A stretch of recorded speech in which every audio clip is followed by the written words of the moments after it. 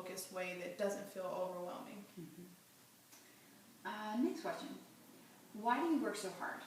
What set of beliefs, convictions, or experiences particularly inspire you? Well, being a college graduate, I feel very privileged, and I know that the privilege for Black people in this country is not widespread as it should, as is not as widespread as it should be. So I'm really just driven by giving other people who look like me opportunities to succeed and meet challenges that I know that they can meet, and that's why I work so hard for my kids.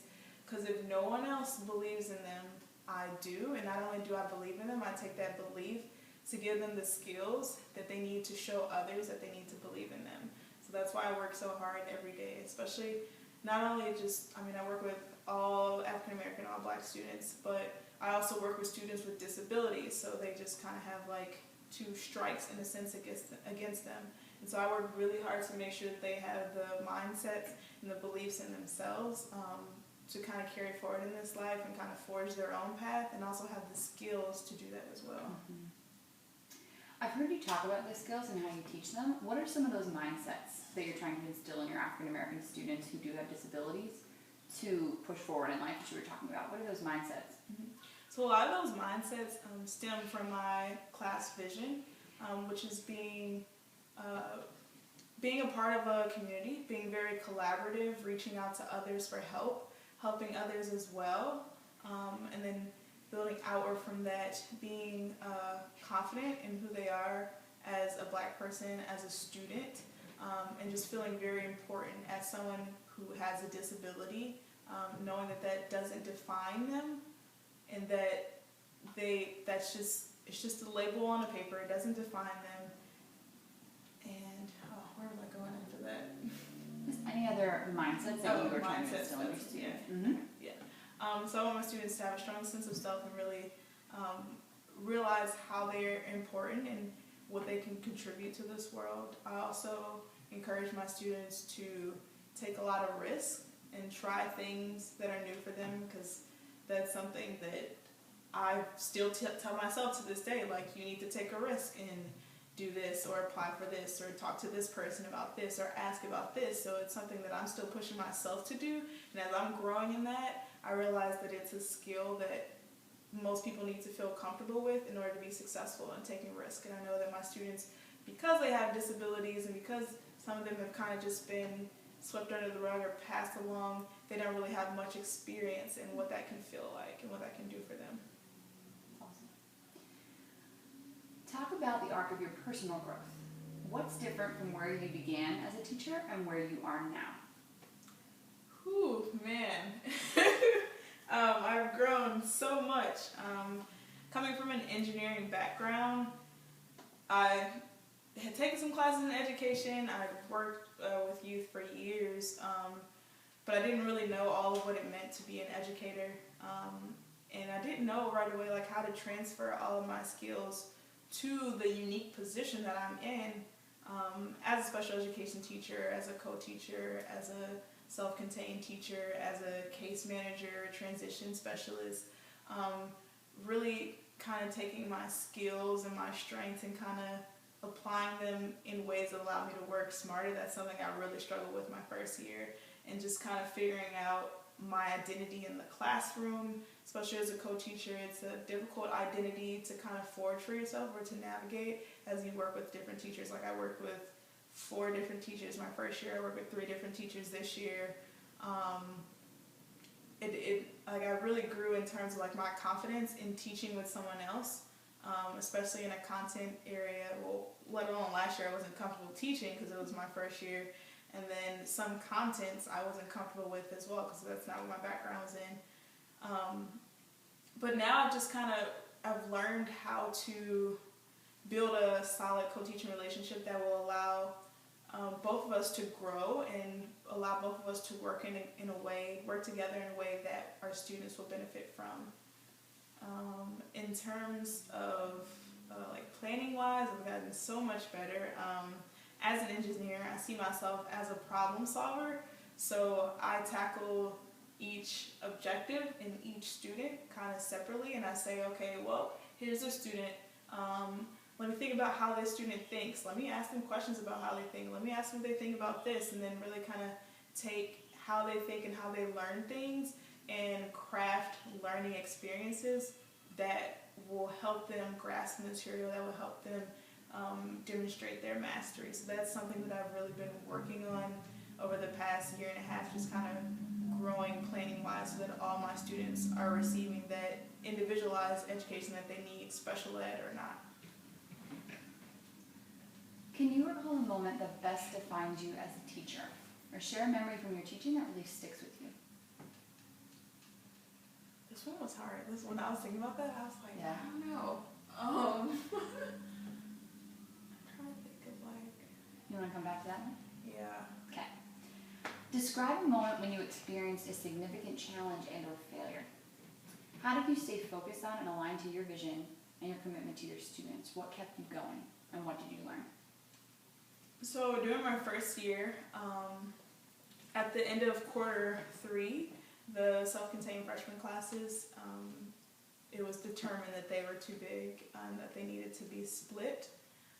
So what that meant was that I lost my advisory class, and I also lost one of my co-taught science classes, senior science classes, in order to teach 2 sections of self-contained freshman algebra 1. Which normally I approach new things like very excited, but I was very nervous because it was going into the 4th quarter of the school year. These students were accustomed to a certain type of class, a certain type of teaching style, a certain type of teacher, and that they had been part of another class culture up until now, and that I had such a short time to kind of craft a vision just for them and a class culture that worked for them. Not to mention like really getting to know like how each one of them learned best and kind of meeting the needs of all of them within that classroom. What was the second part? How did I approach it? Or How did you stay focused and aligned to your vision and your commitment to students in that transition? how did I stay focused? Wait, say it one more time.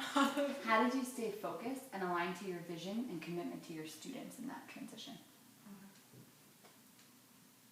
Okay. So that was a very difficult time for me. So not only was I learning to teach a new content, but I was also dealing with student behaviors that I hadn't had to deal with before. So, I mean, I'm very optimistic, and I truly do believe in the success of every one of my students. So there was one student in particular that I had difficulty reaching, and academically and management-wise. So I was kind of constantly in communication with his, I don't want to say, like, can I say like his parole officer and like his. Yeah. Okay. Yeah. Go ahead. Me and my dean of specialized services were constantly in communication with his parole officer.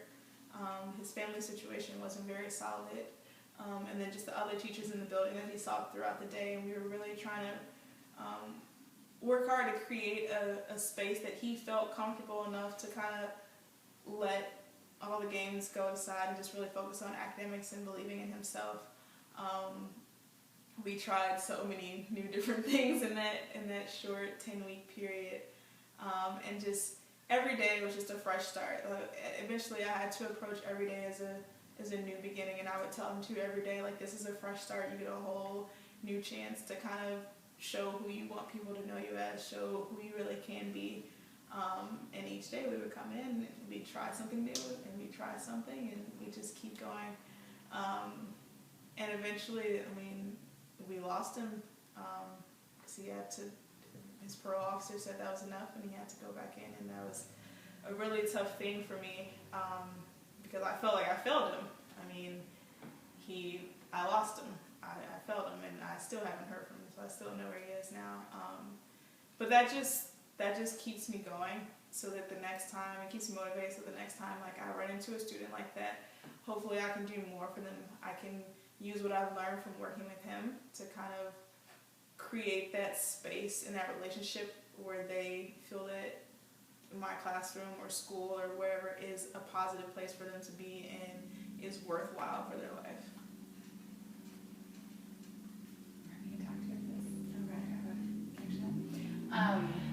I think I have a new way to ask the question about recalling a moment that defined you as a teacher. Okay. That more aligns to your heart. When do you feel the most joy as a teacher in your day? Oh, that is a good. When do I feel the most joy? Okay. Whoa. I feel joyous throughout the day. However, I really like working with my self-contained science class. They are just a great group of kids who have the lowest IQ scores in the school, and everyone just kind of like, oh, those are nice kids, but you know, good luck with the rigor. And I go in there each week and I plan like really hopefully engaging lessons for them to really feel comfortable with the material and feel like they can access it and take it and kind of make it their own and explain it to me, explain it to others, and they feel like they're really learning something and really growing. Just this past week I did so I'm always like, sometimes they tell me I'm like so funny or like I'm doing the most or like whatever. Like I always try to make it as fun and engaging as possible.